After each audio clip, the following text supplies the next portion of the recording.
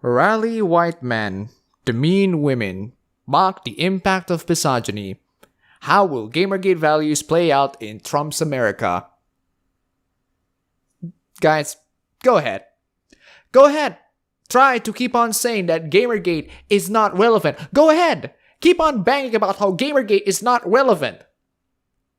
And for those of you who are still wondering what it is, because I still have people commenting on my video asking what Gamergate is, it's a movement to fight for ethics in journalism, not just in gaming, but journalism in general. Because this is coming from LA Times, and just, I don't want to mock people's appearance, but that is just so,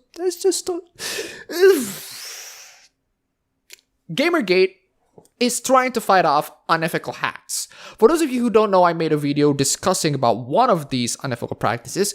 I also made a video basically going through the basics of what Gamergate is. I also have a video basically discussing about the things that they are not. It's all linked on my Minds blog. And keep in mind that this is a movement with a female as a mascot. How can a movement with a female as a mascot be hating and demeaning women? Keep in mind that this person got paid to write this. This person got paid to write about fake news. Get ready to see blatant lies, because there's a lot of them here. See if this campaign tactic sounds familiar. Rally white men who feel the world is changing too fast. Leverage racial bias for the cause, and demean women along the way. No. It doesn't sound familiar at all. If you're gonna equate Gamergate with Trump supporters, are you saying that Trump supporters are also fighting against these unethical hacks? If so, I would be rallying it right behind them, as much as I think Trump is a goddamn joke, because people like you are the kinds of reason why we rally out. The strategy belonged to a radical corner of the gaming world that may have provided the winning playbook for the campaign that won the presidential election. Congratulations, Gamergate, you got Trump elected as a president. And following the belief that this person is saying, this person is literally saying that hating on women has won the presidential election. You cannot be so goddamn freaking serious. Let's just take a step back for just a moment and examine the problem here. Gamergate has not hated on women at all. Lots of Gamergate members are women, and the mascot is a freaking chick. So, is the problem Gamergate or the journalist writing this article? Gamergate is the term now used to describe the movement in which internet trolls attacked high-profile people in the game industry if they attempted to change or even speak out about the misogynistic themes in video games. They are the gaming world's radical right, and they're fighting back against what they see as the onslaught of politically correct culture. Wow. You are delusional. You are delusional. You cannot think that saying that video games are sexist, therefore immoral, therefore ban them, is not a culture of political correctness. Why is this person writing for LA Times? And how much does this person get paid to write this? Steve K. Bannon oversaw the far-right Breitbart News, which published numerous articles about Gamergate before becoming Donald Trump's campaign chief executive. One report from 2014 carried this headline: "Feminist bullies tearing the video game industry apart." Today, Bannon is Trump's pick for White House chief strategist and senior counselor. Congratulations! That's the kind of payback you get for telling people that they're racist, sexist, misogynist. Have you ever, for the love of God, examined the real problem at hand? The problem is not on Gamergate at all. The problem is on you, and you refuse to acknowledge that. The trajectories of Trump and Gamergate could be practically charted by the same graph. Guys, for the most part, that a significant portion of the country didn't take seriously, pandered to humanity's most base instincts, and won.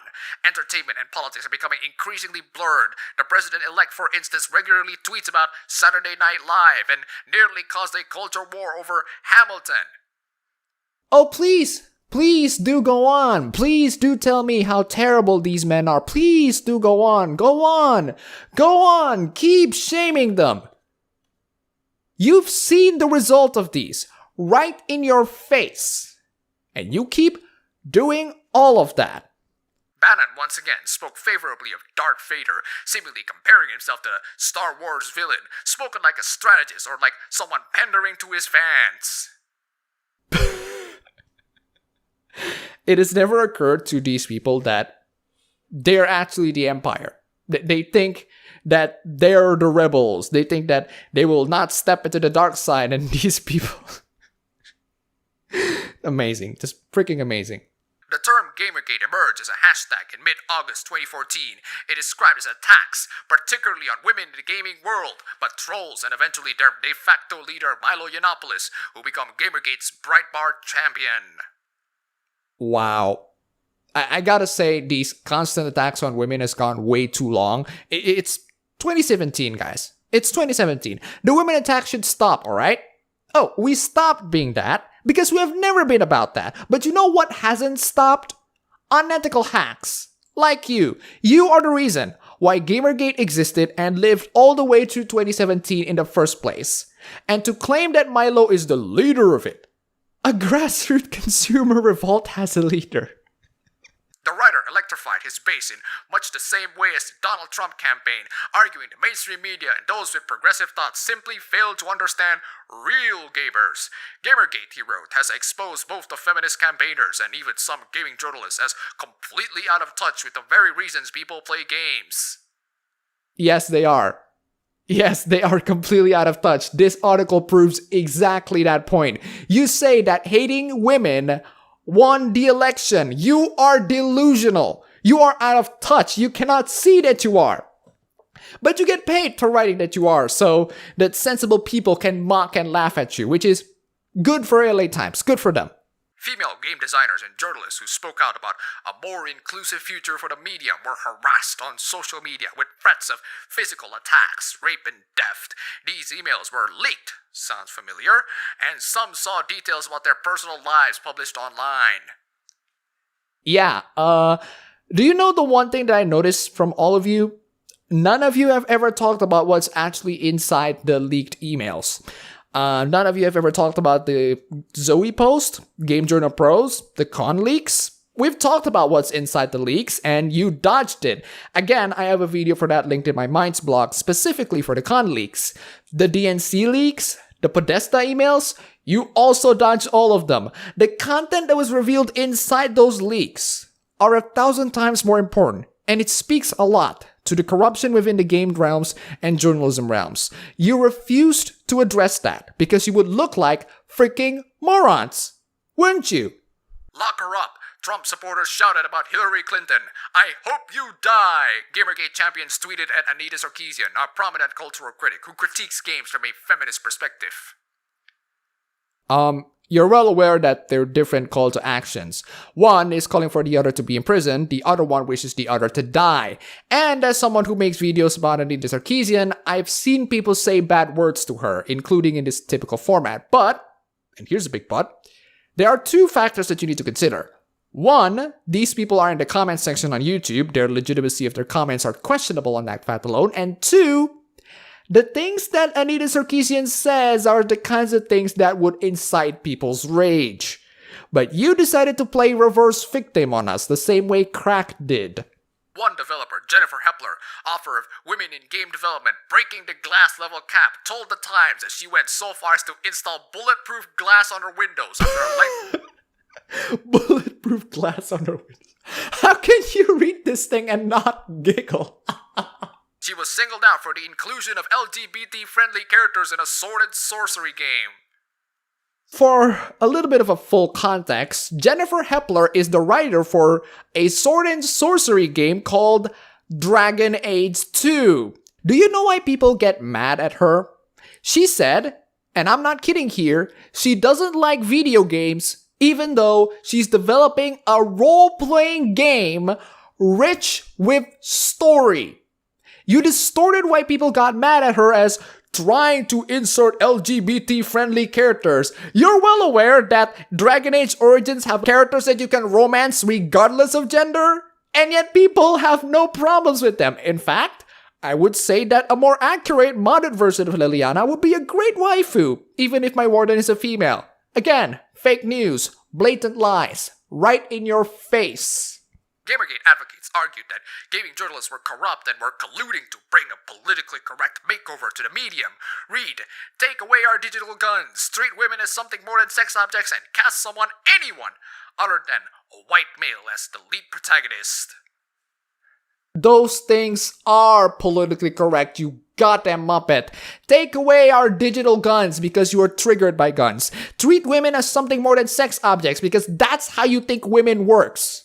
And you project it to everybody. Cast anyone other than white male as the lead protagonist because you haven't played a single goddamn game in years. You're out of touch and you cannot see it.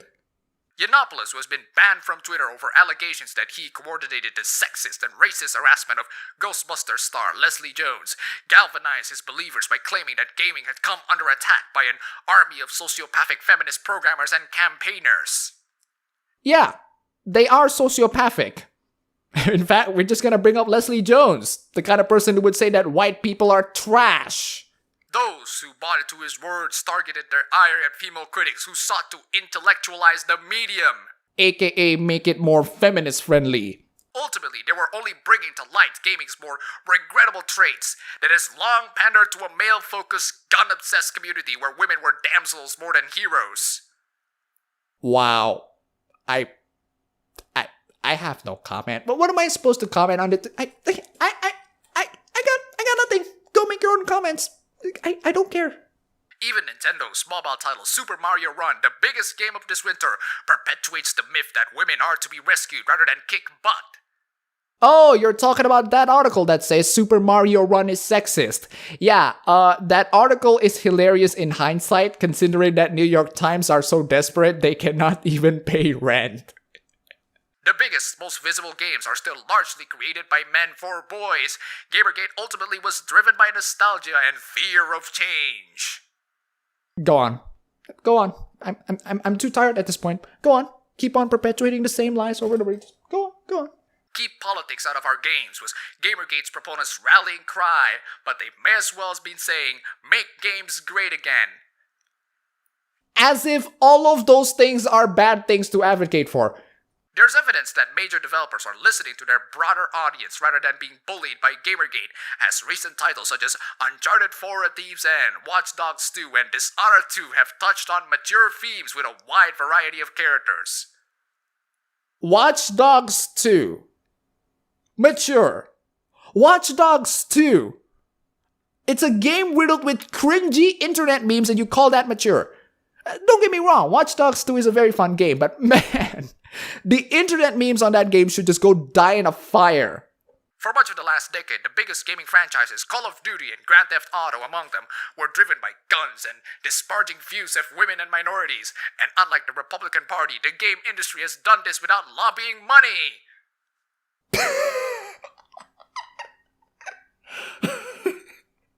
No comment, just carry on. The people who promoted Gamergate said that they were concerned about journalism ethics. Read a post on Pressting, a site maintained by New York University professor Jay Rosen. As a professor of journalism with a social media bent, I feel obligated to examine their claims. When I did, I discovered nasty troll behavior with a hard edge on misogyny. Misogyny, terrible behaviors, inhibited by 0.65% of them, to the point where it's pretty much untraceable, and even the FBI cannot find anything. Yeah, try harder, professor of journalism. Of course, Gamergaters were simply amplifying the content of directed towards them, the rape jokes of Grand Theft Auto, the gun fetishism of nearly every other game, and a fantasy vision of the world ruled almost exclusively by white men. You're well aware that the last GTA game allows you to play as Franklin. You're well aware that one of the best-selling GTA game on the PS2 allows you to play as Carl Johnson. Yeah, try again. But your lies are not good enough. So Hollywood isn't out of touch with the real. Make that conservative America after all. The entertainment powerhouses behind the world's biggest gamers have directly targeted it. And now, the rest of the country, the majority of voters behind the popular vote, if you will, can't press the jump button to avoid it. So, there you go, guys. The LA Times said that hating on women and minorities have caused us to win the election. Now, I made this point in my last video. Replace the word women and minority with journalist. And it sounds like a cry for help. Let's try that with this article. For much of the last decade, the biggest game franchises, Call of Duty and Grand Theft Auto among them, were driven by guns and disparaging views of journalists. That is actually funny, and I would definitely stand by that. But seriously, this amount of shift blaming has gone insane lately. Now, I'm gonna show you one final article from Time magazine that makes me want to kill myself. The utter tragedy of the Chicago torture video. I'm sure you all know about the Chicago torture video. Now, this article sounds completely innocuous, right? That is, until... How do you think that these kids came up with the idea to broadcast this wicked torture scenario? You think they just made this up with their heads? We all know from where it came from. The movies they watch and the video games they play. Mad money is being made off of selling degeneracy to young folk, black and white. That's right. Time magazine blamed the torture video on movies and video games. Oh, I just reminded. We got a new Wolfenstein game. We got a new Doom game. We have a new Civilization game. We have new Shadow Warrior games. We are living in the 90s. It's a pretty much a repeat in the 90s. At least we got some good games out of it. At least. The easy access they have to information allows them to make bombs that they take to school, get the guns that they kill each other with, and to come up with this kind of torture scene. They see this stuff every day, everywhere, and then we act surprised when they reenact it from Facebook Live? Really? Because keep talking and nobody explodes taught me the valuable lessons in how to defuse bombs in real life. Because Fallout New Vegas taught me lessons in how to hack the mainstream media. Because playing Halo taught me lessons in how to troll the BBC. You can't be this stupid. You can't be writing on Time magazine and be this stupid. Actually, you can. And that's the sad thing, isn't it? We're living in a time where the work of journalists is starting to get less and less serious. For God's sake, Tintin is my childhood hero. He's a goddamn reporter. He's gonna do whatever it takes to make sure that he can get the best story. But he's not the kind of person who cheats. He's gonna find the truth when he sees it. And the mainstream media loves to cheat. The mainstream media has lost their goddamn mind. We just want these people to just get bitten off by zombies or something. Ron Davis's bodyguard in a similar manner. Eddie, why don't you stop rolling? Wow. In retrospect, that scene gets funnier and funnier as I watch it. That's all for the video today. If you like this, you can go ahead and click the like button and subscribe for more if you wish. You can support me on Patreon. And thanks for watching.